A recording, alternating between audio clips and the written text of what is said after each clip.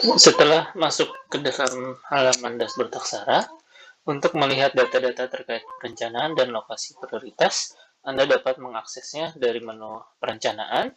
Lalu ada dua pilihan di sini, yaitu perencanaan nasional dan katalog aksi. Bisa dipilih yang perencanaan nasional dahulu. Nah, di dalam perencanaan nasional ini kita bisa melihat uh, tentang apa itu PBI dan bagaimana posisinya dalam RPJMN 2020 dan 2024. Dapat juga Bapak Ibu mendownload uh, buku-buku kebijakan terkait dengan PBI pada menu lihat selengkapnya.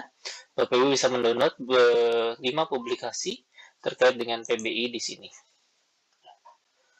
Dan di halaman perencanaan ini kita juga bisa melihat data-data terkait target yang sudah yang lebih detail dari target pengurangan kerugian ekonomi sampai potensi pengurangan kerugian ekonominya dan target per tahunnya dari setiap sektornya.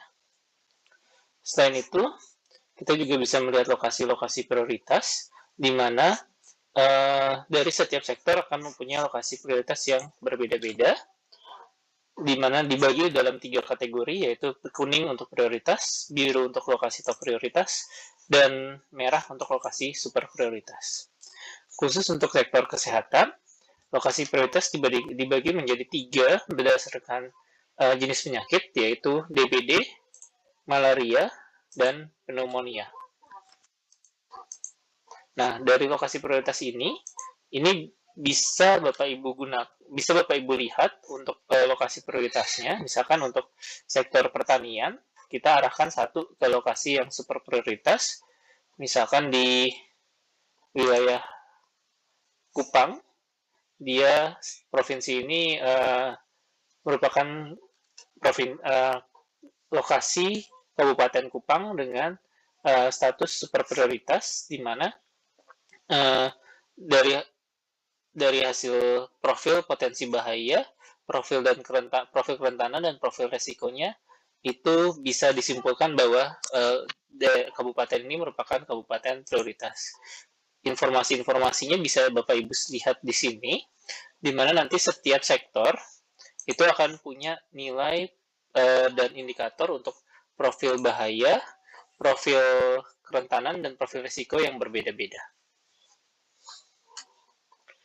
Di bagian bawah kita bisa lihat data aksi ketahanan iklim, rencana aksi ketahanan iklim yang tertuang dalam RPJMN prioritas ke-6, poin 22, di mana kita bisa lihat ada target dari penurunan potensi kehilangan PDB di sektor terdampak bahaya iklim dari tahun 2020 sampai 2024, dan target-target per sektornya, di mana dia dibagi lagi ke dalam tingkat Pro P dan Pro KL-nya. Sedangkan nantinya jika Bapak Ibu sudah punya long list atau daftar aksi yang ada dalam Renja yang sudah teridentifikasi sebagai aksi ketahanan iklim, maka Bapak Ibu bisa melihat aksi apa saja yang dalam Renja atau RKA Bapak Ibu yang masuk ke dalam aksi ketahanan iklim di tab yang di sini. Selain itu, kita juga bisa lihat katalog data, katalog aksi, itu di menu perencanaan lagi, lalu ke katalog aksi. Di sini kita punya pembagian jenis aksi, kategori aksi berdasarkan sektornya. Ada air, kelautan, pesisir, pertanian, dan kesehatan, di mana Bapak Ibu bisa melihat untuk sektor air, itu di dalamnya dibagi dalam 6 aksi inti, di mana dalam setiap aksi inti ini kita bisa melihat lebih detail lagi penjelasannya di dalam menu-menu dari setiap aksinya di sini. Untuk aksi pembangunan penampung air, ini adalah latar belakangnya, konsepnya, bagaimana perhitungannya, dan kebutuhan data utamanya itu apa saja, serta metodologinya.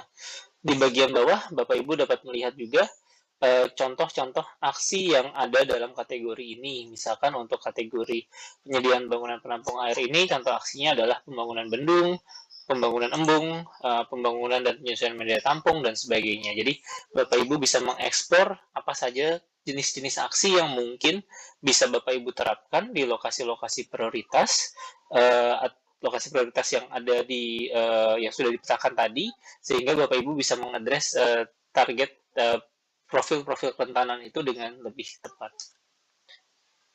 Kurang lebih seperti itu untuk modul perencanaan. Terima kasih.